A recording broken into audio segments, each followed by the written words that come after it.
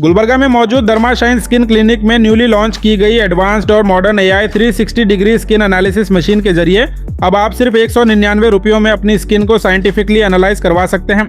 Dermashine skin clinic से doctor Nazia ने 1 जून से 10 जून तक बढ़िया डिस्काउंट ऑफर रखा है। इस लिमिटेड टाइम ऑफर के तहत सिर्फ 199 रुपयों में all type of skin analysis किया जा रहा है। अक्सर लोगों को कंफ्यूजन रहता है कि उनकी स्किन ऑयली है, सेंसिटिव है, ड्राई है या कॉम्बिनेशन स्किन है।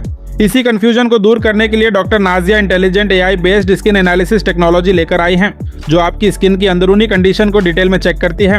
हाई रिजोल्यूशन AI स्कैन के जरिए hydration, pigmentation, pores, acne, oil balance और स्किन टेक्सचर जैसे स्किन फैक्टर्स का डिटेल्ड एनालिसिस होगा, जिसके मुताबिक प्रॉपर स्किन केयर और ट्रीटमेंट सजेस्ट किया जाता है। याद रहे, कल यानी 1 जून से 10 जून तक पूरे 10 दिन ये स्पेशल ऑफर अवेलेबल है, जिसके तहत आप सिर्फ 199 रुपयों में ऑल स्किन एनालिसिस करवा सकते हैं।